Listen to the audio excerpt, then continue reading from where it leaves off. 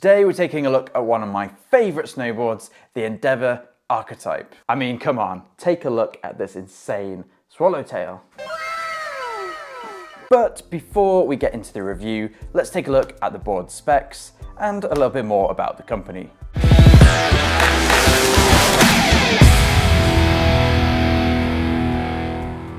Endeavor are a Canadian company known for their high quality and innovative snowboards. The Archetype, which has been in their lineup for over a decade, has obviously caught the eye of many riders, including yourself, due to its deep swallowtail and reported excellent powder performance. I got my hands on the 2024 Legacy version, which is essentially the board as it has been through the generations, but it's been fine-tuned and tweaked as each season has gone on. In terms of shape, it's clearly a directional board. You've got this big wide nose which tapers down up to 30 millimeters in the tail, which of course features their deep swallowtail. This all sets it up to be excellent for powder riding, but also carving, which I'll come on to later. When it comes to sizing, this board is available in a 154, a 157 wide, a 158, a 160 wide, a 162, and a 164.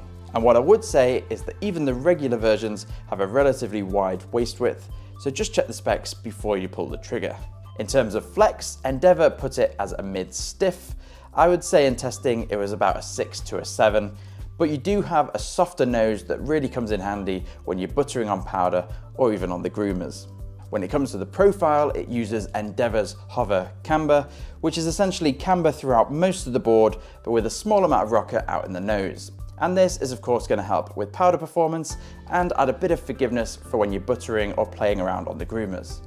When it comes to the tech, the highlights are the Smooth Ride sidewall, which features urethane all the way around, which is going to absorb chatter and make for a damper ride. You've also got their premium sintered base, and this year they've upgraded the top sheet with their Phonon pre-tensioned top sheet, which is a long way of saying that they've pre-tensioned it before laying it down, providing extra response and snap, whilst also being able to shave off some weight by taking some things out of the core. But that's enough about the tech. Let's jump over and talk about the board itself. So I tested the Endeavor Archetype Legacy in a range of conditions, from perfect powder to cruddy afternoon crap to early morning icy groomer sessions. I also tried it in a variety of bindings, from my Rome Katanas to my Burton Cartel ESTs, and more recently the Burton Step-Ons. Now my first impressions were that this thing looks freaking awesome. I mean, take a look at that swallowtail again. But before we get distracted by the tail, let's go through some of the other features. So you've got this big traditional camber section underfoot, which transitions into a rocker nose. But what I loved is that Endeavor have maintained the uplift in the tail, so you can still use it to pop off of side hits and jumps and really activate this camber section. It also means that if you're landing or riding in switch, that you're not going to dig these sharp edges into the snow and get bucked unexpectedly. Don't get me wrong, it's not going to be a buttering specialist. You don't want to be buttering and spinning because these swallowtail edges do grind in the snow. But having said that, Endeavor make up for that with a big rockered nose that loved to butter in powder. I mean, honestly, this was one of the best butterability boards that I'd ridden in powder all season. Now, you don't need to muscle it too much to get into the butters because the nose is softer flexing, but when you want to get out of them, it pops really nicely back out and you're ready to keep riding down the mountain. However, where the board really excelled was with carving. Combining all the other features with a mid-wide or wide waist width, this thing laid trenches really well.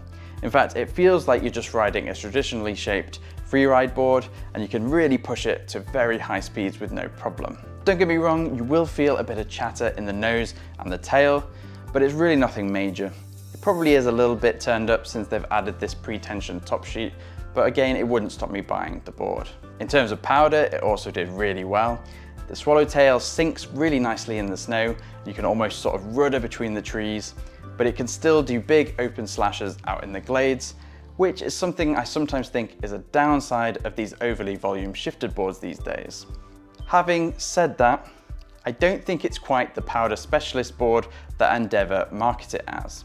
Rather, I think it's more of an all-mountain board for a rider looking for good powder performance when there's powder available, but versatility across the whole mountain at all the other times. Probably not so much freestyle, but if you're an all-mountain freeride rider, then this board could be right up your street. If, however, you already have an all-mountain freestyle board and we're looking for a powder-specific board to add to your quiver, then I probably wouldn't go with this one. If that's the case and you're looking for a board that's specifically for somewhere like Japan or Utah, then I'd go for more of the Burton Fish, the Telos Carbon Backslash, or something like the Rossignol Sushi.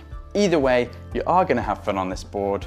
I'm a little bit biased because this is my second one, because it is super fun, but you do need to know what it's used for, which is more all-mountain than it is powder. If I've convinced you to try a swallowtail, but not necessarily this one, then check out the links below because we've written a whole article on the 5 best swallowtail snowboards of this season. If you found this video helpful, which I hope you did, then make sure you hit the subscribe button so we can see you in the next one. And if you do decide to pick up the board, I'd love to hear your feedback in the comments below. I'll be dropping the link to the board in the description, so make sure to pick it up there to support the channel. See you on the slopes.